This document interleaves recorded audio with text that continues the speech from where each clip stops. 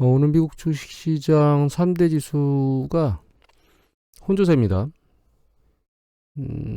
나스닥의 기술주들 중에 반도체, 엔비디아 같은 것들이 큰 폭으로 하락했습니다. 이제 그 중국 반도체 AI 관련된 반도체를 수출하지 말라고 하는 그런 얘기가 나오면서, 상황으로 보면 이제 바닥점 조정이 이제 끝나나라고 하는 생각을 조금 해볼 만한 시기에 왔습니다. 여기 보시면 이제 바닥에서부터 반등한 이후에 한 중간쯤 절반 정도 하락했죠. 우리나라도 실제로 내려온 건 상대적으로 이제 강하게 보이지만 이 저점에서부터 고점 이 반등해서 올라온 거에 한 절반 수준 정도 후퇴한 상황입니다. 최초로 지금 지난 금요일 이후에 최초로 양봉을 만든 상황이고요. 조정이 이제 끝났나, 더 이상 세찬 하락은 멈췄나 이런 생각을 이제 해볼 만한 시기다. 다만 그냥 하는 건 아니고요. 어제 미국 지표들이 나왔는데 괜찮게 나왔거든요. 일부분 이제 고용 지표가 신규 실업자 총 건수가 전월보다 더 내려갔습니다. 예상치도보다도 더 내려갔고, 그 다음에 여기 보면은 잡컷이 어디 갔나?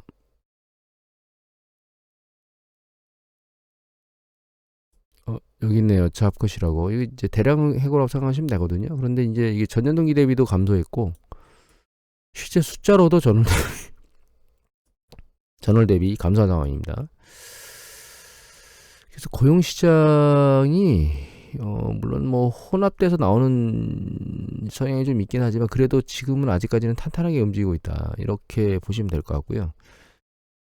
그 다음에 ISM 제조업 지수가 나왔는데 ISM에서 나온 제조업 지수는 PMI 지수는 제조업 PMI는 하락세를 멈춘 상황이고 마켓에서 나오는 제조업 지수가 있거든요. 미국 제조업 지수. 얘는 반등했습니다. 다만 그 안에 좀 세부적으로 놓고 보면 이 ISM 제조업 지수의 고용 지표는 오히려 수축에서 확대적으로 급격히 반등했고요. 신규 주문도 지금 수축에서 반등하면서 올라왔거든요. 미국 경제가 그렇게 나쁜 상황은 현재 아니고, 잠깐 정리해 보면은 최근 쭉 내려오고 있던 패턴이 바닥을 찍고 약간 다시 살짝 들리는 느낌을 보이고 있습니다. 예를 들면 미시간 대학 심리지수나 컨퍼런스 보드나 이런 것들이 바닥을 찍고 반등을 한 것. 그 다음에 이제 PMI 지수, 아직 제조 서비스 PMI 지수는 안 나왔는데 제조 PMI 지수나 이런 것들이 지표가 괜찮아지고 있는 것. 그 다음에 고용 지표도 계속 괜찮은 추세를 유지하고 있거든요. 다만 이런 부분들이 연준이 금리를 계속 빠르게 오르는데도 불구하고 미국 경제에 견디고 있다라고 하는 걸로 해석을 하게 되면 결과적으로 금리 인상의 폭을 줄이지 않고 계속 빠른 속도로 올릴 수 있다, 이렇게 해석이 될 수 있거든요. 이제 그런 부분들이 주식시장을 누를 수는 있다고 지난번에는 말씀드렸죠. 근데 그 누름이 일정 부분 조정받고 나면 다시 이 부분 때문에 주가가 굳이 세차기 아랫방향으로 내려갈 이유는 없다라고 해서 반등을 할 것이다라는 얘기를 지난번에 드렸는데, 그런 패턴의 모습을 보이지 않을까.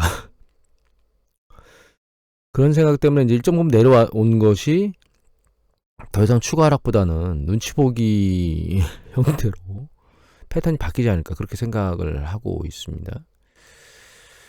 그리고 뉴스 보도를 잠깐 보면 어제 이제 중국이 청두 도시봉쇄를 다시 한번 얘기하면서 우리나라 주가가 더 세게 밀렸다, 그런 얘기들이 나오고 있고요. 또 한 가지는 이 유가가 급락했거든요. 지금 계속 이제 최근에 내려오고 있습니다. 그 오펙 플러스에서 감산 얘기를 잠깐 했다가, 그러니까 64만 8천인가요? 일간 배럴이 10만 배럴로 증산을 확 줄였는데 그때 살짝 들리는 것 같더니 그 뒤로 다시 한번 쭉 세차게 내려오고 있습니다. 지금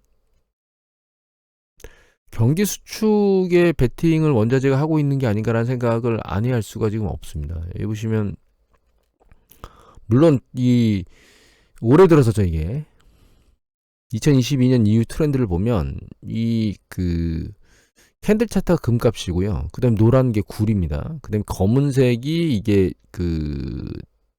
어, 석유, WTI, 텍사스 중진류고요. 그 다음에 이 보라색, 얘가 고동색인가요? 빨간색? 요게 이제 달러 인덱스거든요. 달러 인덱스 상승세를 무시하고 구리가격하고 이제 유가가 움직이고 있었는데, 최근은 금가 같은 경우에는 인플레이션 압력으로 해지할 수 있다라고 하는 미국 전문가가 잠깐 얘기한 그 시기가 아마 정점이었던 것 같아요. 그 추세적으로 계속 붕괴되고 있고, 금값은 달러 인덱스의 영향을 받고 있다고 지금 생각하는 게 맞을 것 같습니다. 왜냐하면 상대적으로 주가가 이렇게 약세를 보이는 과정에서 금값이 이렇게 따라 내려가야 될 이유는 없는 것 같고요. 물론 경기 수축 국면에 금값이나 원자재 가격, 그다음에 주가가 다 내려가는 패턴을 보이기는 합니다. 보일 수도 있습니다. 그럼에도 이렇게 최근 머리를 제대로 못 들고 계속 내려가는 거 보면 달러 인덱스에 영향을 좀 많이 받고 있는 것 같고요. 유가 같은 경우나 구리 같은 경우도 달러 인덱스뿐만 아니라 지금 경기 수축의 위험성을 동시에 반영하고 있다. 달러 인덱스하고.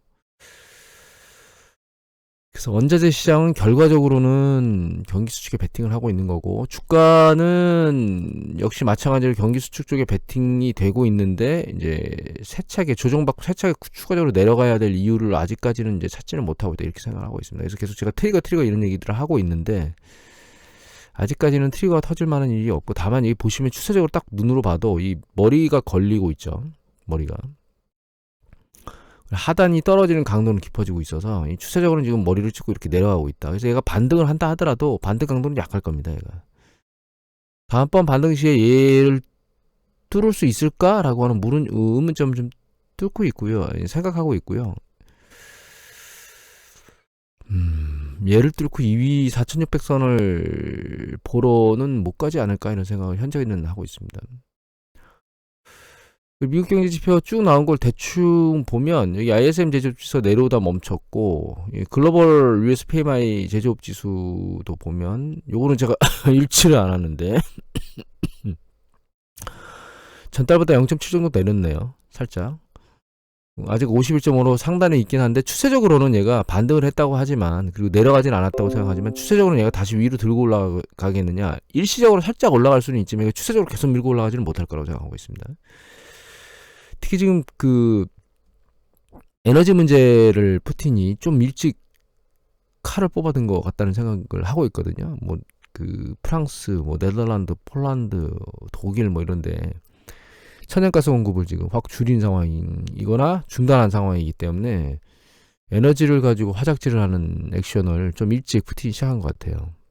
이게 계속적으로 유럽에 경제 주름살을 안기지 않을 수가 없게 될 거라고 생각하고 있습니다. 이게 미국 경제에도 역시나 영향을 미칠 거라고 보고 있습니다. 개인적으로.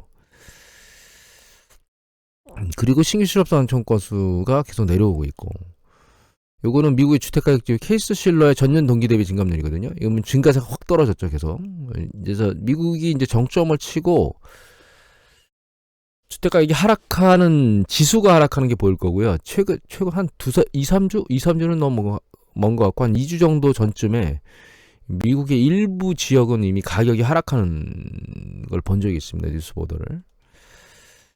그래서 주택가격은 하락하는 패턴으로 돌아서지 않을까 이렇게 생각을 하고 있습니다.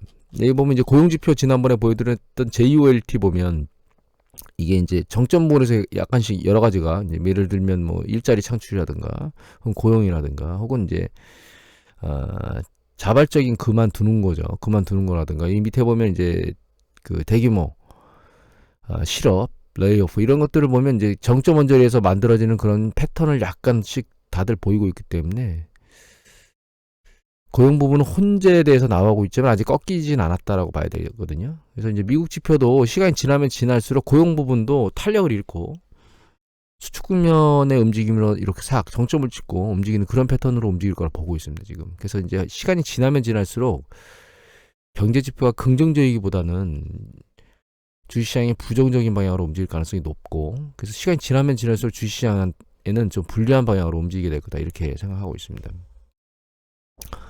그리고 한 가지 더 보면은 이건데요. 이게 좀 특이한데, 이 지금 글로벌 주요 국가들이거든요.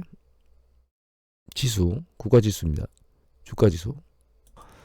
일반적으로 이제 최근 올라왔던 거에 정점을 치고 쭉 쓸려 내려가는데 좀 특이한 거는 보시면 이제 검은색 이거는 러시아입니다. 러시아 주가는 최근 강하게 반등하고 있고 그렇다고 해서 뭐 예전보다 크게 반등하는 건 아니에요. 이게 급락했었거든요. 급락했다가 올라가다가 다시 한번 내려오고 다시 머리를 들고 있고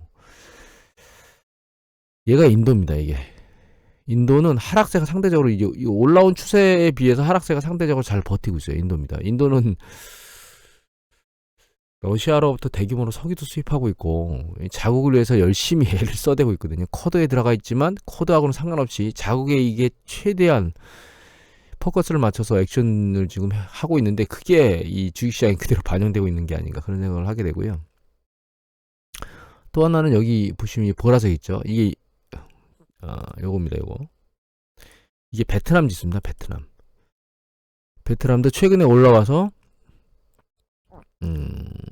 올라온 추세를 보이다가 다른 지역은 조정받고 있는데 베트남은 조정을 안 받고 버티고 있는 상황입니다.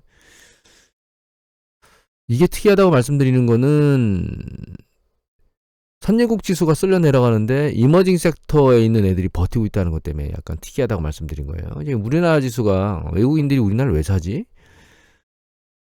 그런 얘기를 드렸었는데 우리나라뿐만 아니라 다른 지역에서 특이하게 이머징 시장이 상대적으로 잘 버티고 있는 게 특이한 것 같고 다만 베트남의 호재인 최근의 뉴스 보도는 중국에서 그 제로 코로나 하고 그다음에 미중 무역 분쟁 때문에 그 해외에 있는 그 해외에서 들어왔던 중국으로 들어왔던 해외 자본들이 그 베트남 쪽으로 이탈을 많이 하고 있거든요. 근데 거기에는 이제 배후에 중국의 인건비가 상당히 많이 올랐기 때문에 근데 중국의 인건비가 올랐다 하더라도 사실 거대한 공장을 그냥 그런 부분 때문에 일시적으로 확 옮기겠다고 결정하기가 쉽지 않았었던 상황인데 그 상황에 이제 제로 코로나 정책하고 미중 간의 좀 그 분쟁이 계속 지속되고 있는 것들 뭐 이런 것들 그다음에 러시아 우크라이나 전쟁으로 인해서 이제 서방 국가하고 중국하고 좀 국민에 대한 그 반감들이 좀 커졌죠. 그런 중국의 서방 반감들 이런 부분들이 혼재돼서 요번에 이제 대대적으로 베트남으로 계속 옮기고 있는 그런 것들이 보이고 있거든요. 뉴스보들이 계속 나오고 있는데 아마 그런 부분들이 베트남 시장에 중국 시장에 호재로 그나마 좀 작동하고 있는 게 아닌가 이런 생각을 좀 하고 있습니다. 향후에도 이머징 시장 중에 중국하고 베트남 중에 어디가 유망하겠느냐라고 본다면 저는 오히려 베트남이 좀 더 주식 시장의 그 성과로서는 나올 거라고 보고 있습니다. 지금부터 향후를 말하는 건 아니고요. 조정이 지난 뒤에 조정된 다음에 이제 경기 확장 면에서 두 개의 성과를 본다 그러면 경기 확장면 올라갈 때 베트남이 중국보다 더 성과가 좋을 것 같다라는 생각을 하고 있습니다. 오늘은 이 정도로만 마치도록 하겠습니다.